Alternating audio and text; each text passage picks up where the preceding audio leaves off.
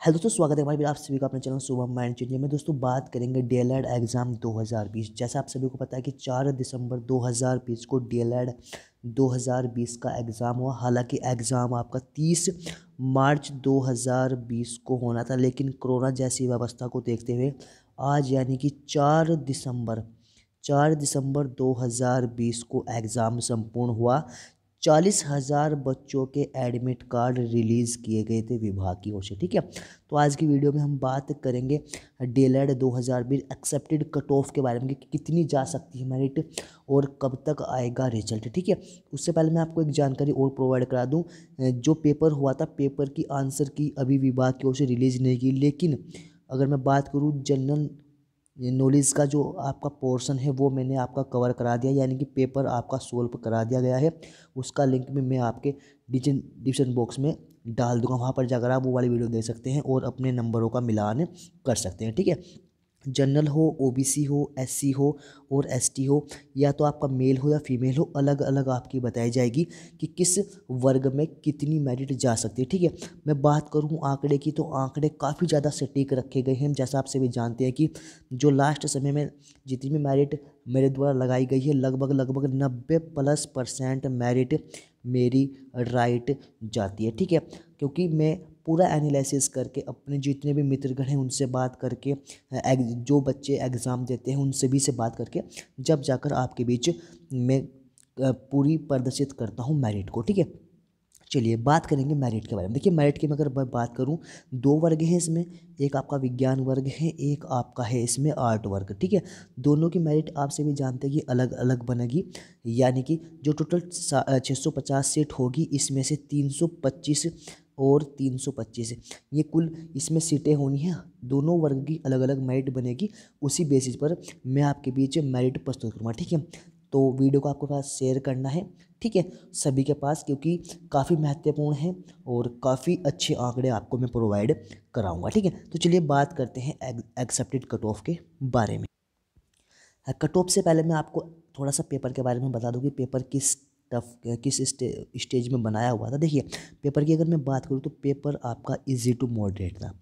Easy to moderate में paper को कहूँगा, क्योंकि कुछ जैसे आप सभी जानते हैं कि 50 नंबर की उसमें जीके थी, 50 नंबर की रीजनिंग थी, 50 नंबर का मैथ था और 50 नंबर का उसमें शिक्षण अभिरुचि थी। ठीक है, अगर मैं बात करूँ जीके के पोर्शन को, काफ़ी ज़्यादा डीप क्वेश्चन पूछे हुए थे, करंट के क्वेश्चन पूछे हुए थे।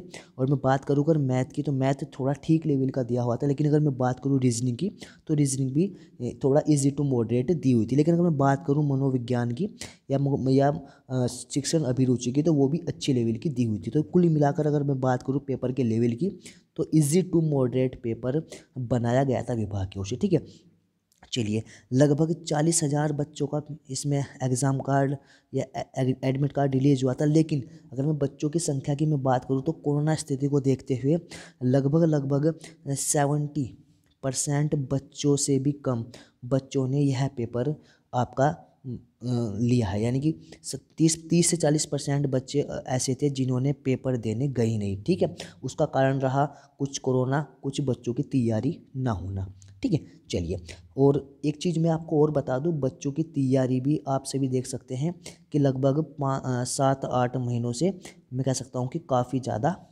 डम है, बच्चों की तैयारी भी नहीं हो पाई। तो ये सब कुछ फैक्ट हम देखने के बाद मेरिट आपको प्रोवाइड करा रहे हैं। ठीक है, चलिए पहले हम बात करेंगे आपका साइंस वर्क की। ठीक है, साइंस वर्क में अगर मैं बात करूँ मेल कैटेगरी, तो जनरल कैटेगरी की अगर मैं बात करूँ तो 145 प्लस जिसके नंबर हैं वो अपने आप को सेफ माने हैं, 140-45 के आसपास जिसके नंबर हैं वो अपने आप को सेफ माने। ठीक है, ध्यान रखना, +5 नंबर और -5 नंबर आप अपने जोड़ के या घटा के चलेंगे। ठीक है, चलिए उसके बाद अगर मैं ओबीसी की बात करूँ तो 140 नंबर या 135 या 145 नंबर अगर किसी के हैं तो वो अपने आप को माने कि मेरिट में नाम आ सकता है। ठीक है, अगर मैं एससी की बात करूँ तो एससी 135 नंबर के आसपास अपने आप को सेफ मान के चले। अगर मैं बात करूँ एसटी की, जैसे आप सभी को बताया कि एससी एसटी की सीटें काफ़ी कम हैं, तो 134 से 30 के आसपास अपने आप को मान के चले कि सिलेक्शन हो सकता है। ठीक है, चलिए बात करेंगे फीमेल वर्ग में। तो जनरल की अगर मैं कैटेगरी की बात करूँ तो 140-45 के आसपास जिसके नंबर बन रहे हैं वो अपने आप को मान के चले कि फाइट में है और सिलेक्शन होने के चांस काफ़ी ज़्यादा है। ठीक है, चलिए ओबीसी वर्ग की मैं बात करूँ तो ओबीसी में 135 के आसपास या 140 के आसपास जिसके नंबर बन रहे हैं वो अपने आप को मान के चले कि सिलेक्शन के आप काफ़ी नज़दीक है। ठीक है, चलिए एससी की बात करूँ तो 125 और मैं अगर एसटी की बात करूँ तो 120 के आसपास अगर आपके नंबर बनने हैं फीमेल में तो आप अपने आप को मान के चलिए। ठीक है, साइंस वर्ग के बारे में मैं बात कर रहा हूँ। साइंस वर्ग में ध्यान रखना, साइंस वर्ग में और आर्ट वर्ग में 5 नंबर का डिफरेंस पहले भी देखा गया था 2016। क्योंकि देखो मैं आपको बताऊँ, अगर मैं आपको मेरिट प्रोवाइड करा रहा हूँ तो मैं आंकड़ों के बेसिस पे करा रहा हूँ। मैंने 2016 की मेरिट, 2016 का एग्ज़ाम पेपर, 2020 का एग्ज़ाम पेपर, उस समय बच्चों की तैयारी, उस समय बच्चों से बात, आज भी बच्चों से बात, सब कुछ बातचीत करके सबके आंकड़े इकट्ठा करके जब जाकर आपको मैं ये मेरिट प्रोवाइड करा रहा हूँ। ठीक है, ये कोई छोटी मोटी मेरिट नहीं मैं कहूँगा, क्योंकि मेरे द्वारा क्या होता है, मेरे द्वारा बच्चों को खुश नहीं किया जाता, मेरे द्वारा बच्चों को खुश नहीं किया जाता। थोड़ा सा आपको हर्ट होगा कि यार शुभम सर इतनी हाईएस्ट मेरिट लगा रहे हैं, शुभम सर इतनी लोएस्ट मेरिट लगा रहे हैं, लेकिन मैं मेरिट अपनी तरफ से नहीं लगाता, मैं आंकड़ों के बेसिस पे लगाता हूँ। जो मुझे निष्कर्ष निकल के आता है उनके बेसिस पे मैं मेरिट बनाता हूँ। ठीक है, चलिए बात करते हैं आर्ट वर्ग के बारे में। ठीक है, आर्ट वर्ग में अगर मैं जनरल की बात करूँ तो 145 नंबर के आसपास जिन मेल कैंडिडेट्स के बनने हैं वो अपने आप को मान के चले कि फाइट में आप बहुत अच्छे हो। ठीक है, ओबीसी की मैं बात करूँ तो 135 के आसपास या 140 के आसपास, वही आप 5 नंबर प्लस कर लीजिए, आप 5 नंबर आप माइनस कर लीजिए, इतना ही अंतर मिलेगा, इससे ज़्यादा अंतर आपको नहीं मिलेगा। ठीक है, चलिए बात करेंगे एससी वर्ग, एससी कैटेगरी 130-40 के आसपास अगर आपके नंबर बनने हैं तो अब आपने आपको मान के चलिए हाँ फाइट में। ठीक है, एसटी में भी 130 या 32 के अगर आपके आसपास नंबर बन रहे हैं तो आप अपने आप को फाइट में मान कर चले। ठीक है, जनरल की अगर मैं बात करूँ तो 135 नंबर अगर आपके फीमेल कैटेगरी में है या अगर आप फीमेल हो और 135 नंबर आपके जनरल के आसपास बन रहे हैं तो आप अपने आपको मान के चलना कि आप भी फाइट के अंदर हो। ठीक है, ओबीसी की मैं अगर बात करूँ तो 130-35 के आसपास अगर आपके नंबर बन रहे हैं तो आप भी अपने आप को मान के चल सकते हैं कि आप भी फाइट में हो, सिलेक्शन के काफ़ी नज़दीक हो।